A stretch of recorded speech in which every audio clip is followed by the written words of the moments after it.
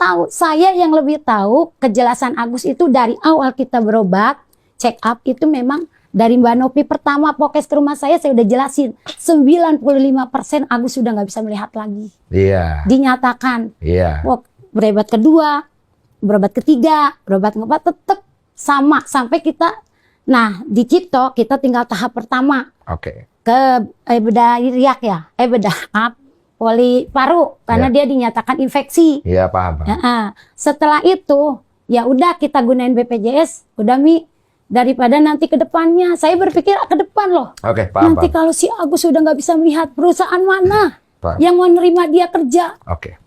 Itu yang saya maksud. Keberatannya Mbak Novi ada di mana kalau itu? Aku waktu terakhir aku dapat info, waktu itu dapat telepon dari Mbak Wulan, aku ingat banget aku lagi ada acara sama timku, itu bilang aku lupa yang kanan apa yang kiri emang tidak bisa melihat, tapi kemungkinan besar salah satu mata lagi katanya bisa untuk dibantu obati dengan cara operasi secepatnya. Katanya begitu yang aku dapat info begitu ya. Nah, sebentar Bu, satu-satu ya. Siap-siap. Nah, setelah itu kan saya mikir kan, oh masih ada kemungkinan nih untuk bisa dioperasi. Kan emang kalau aku emang cerita sejujurnya Bang gitu, papaku pernah operasi mata, ketembak airsoft gun matanya di rumah sakit itu. Makanya aku bilang apa coba di dokter itu gitu. Jadi lu masih memikirkan kemungkinan bisa dioperasi lah?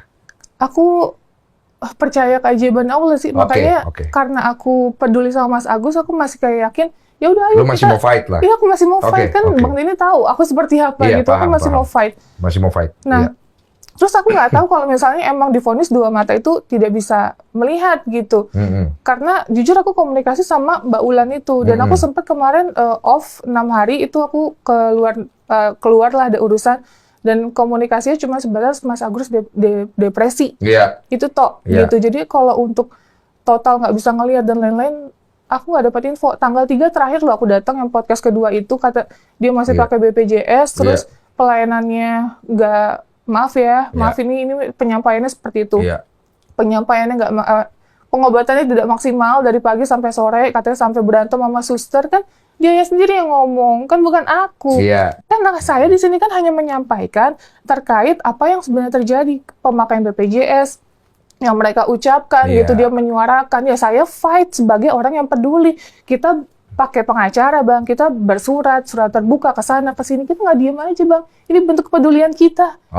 Jadi lu ngerasa bahwa informasi yang diberikan itu nggak lengkap ke lu, sehingga terjadi miskomunikasi antara kalian, di mana Mas Agus jalan sendiri, lu sedang mencarikan jalan buat Mas Agus, ini nggak ketemu nih. Betul gitu. Kan? Itu yang pertama. Dan yang kedua, pada saat pertemuan pertama ya Bang, waktu masih di aku nih Bang, transparansi nih Bang, masih ada donasi segini masuk ke rekening Mas Agus, donasi di aku segini gitu, itu masih oke Bang. Nah, semakin banyaknya donasi, terakhir aku datang ke sana, kalau aku tidak menanyakan kan aku tidak diberikan informasi gitu terkait donasi tersebut.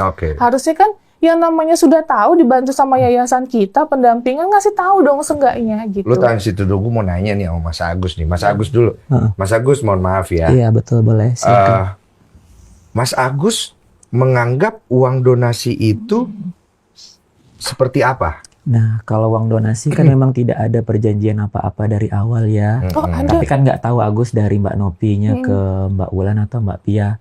Karena sama sekali kita tuh tidak tahu, maupun istri Agus maupun Agus ada perjanjian apa gitu kan. Kenapa maksudnya ada podcast berkali-kali gitu juga gitu kan. Tidak ada omongan masalah itu ya? Iya, tidak ada omongan ke Agus juga, nggak ada yang nyampein sama istri Agus. Kan kita juga kalau mau datang emang bilang, hari ini Teh Novi datang gitu. Cuman kita kan nggak tahu. Cuma diarahkan aja kan. Tapi tidak disampaikan.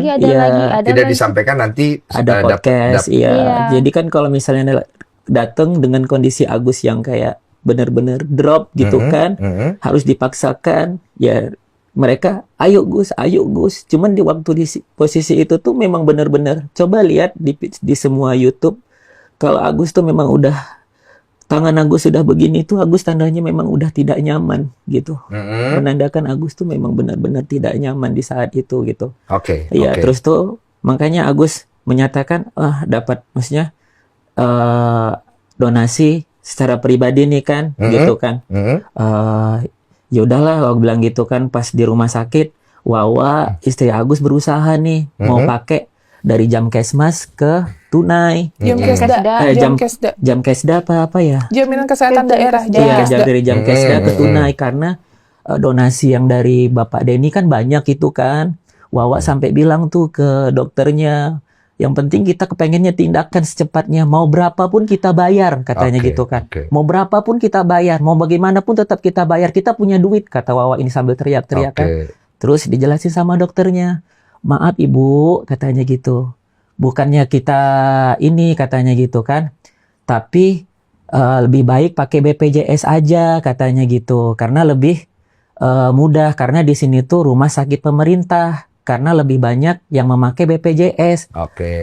Itu kata-kata dari dokternya. Jadi itu setelah uang donasi sudah masuk udah banyak kan, itu. ya? Nah, kita juga dari Mbak Ulan itu udah daftarin ke JSC juga itu. Tahan dulu. Nah, sebelum uang donasi masuk banyak ini segala macam, Pak Agus ini mikir waktu diarahkan sama Mbak Novi ke podcast atau segala macam, mikirnya apa? Nggak ada mikir apa-apa Agus. Yang mikirnya, ya Agus cuman pengen tuh kesembuhan dari Agus aja sih gitu kan. Ada jalan kan? Iya, ada jalan makanya kesembuhan. Mas Agus ikutin bantuan dari Mbak Novi kan? Mbak Novi, iya. Terus kan kata Wawa, yaudah Agus ikutin, katanya gitu. Iya, intinya Ayo, nyari jalan lah nyari jalan lah gitu. Nah, ini jalan kebuka. Mungkin ini jalannya Agus gitu, kata Wawa kan. Ya udah, waktu di situ juga sebenarnya Agus tuh, aku tanya sama istri Agus, gimana sayang? Ya terserah abang gimana maunya. Kalau memang abang rasanya sanggup, ayo kita berangkat, katanya gitu. Walaupun badan masih belum walaupun badan dengan kondisi Agus masih gitu, tapi di saat itu memang kondisi Agus juga lumayan fit lah gitu. Tapi kan. tidak ada paksaan dari Mbak Novi kan? Tidak ada paksaan sih gitu sama intinya dari sama-sama punya tujuan baik. Sama-sama punya tujuan baik. Mbak Novi punya tujuan baik, dari kita juga punya tujuan baik. Menyambut gitu. Setelah uang donasi masuk, iya. dari podcast saya nih kan, Tang masuk dong. Masuk. Siapa yang memeriksa uang donasi masuk? Saya tanya sama istri, kan kalau istri kan nggak terlalu peduli banget nih.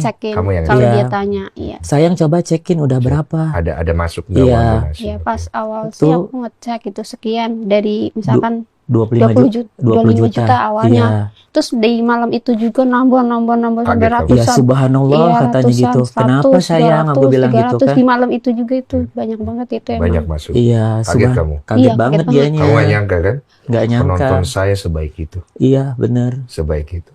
Begitu masuk begitu banyak. Apa yang ada di pikiranmu tentang uang itu? Wah, aku langsung rasanya tuh kepengen cepet-cepet nih mencari jalan yang terbaik lah gitu. Ke Wawa, ke istri Agus gitu kan. Kata Wawa, alhamdulillah Agus, ini rezeki kamu. Alhamdulillah sayang, kata istri Agus kan. Terus di saat itu kan kita nggak ada yang mengarahkan juga kan. Iya. Mau kemana ini nggak ada yang mengarahkan. Kita cobalah nih ke Cipto nih kan, karena uang udah ada lumayan banyak lah gitu kan. Supaya ada tindakan-tindakan walaupun pakai terus kita pakai yang namanya eksekutif nih. Untuk ketemu maksudnya dokter terbaik lah. Berarti kamu nyari jalan sendiri ya? Iya, jalan sendiri nih sama Wawa sama istri Agus nih kan. Kita pakai nih eksekutif gitu kan. Biar ketemu dokter yang terbaik lah gitu kan. Naiklah ke lantai berapa itu sayang? Lantai 5. Sampai lantai 5 kita diturunin lagi. Diarah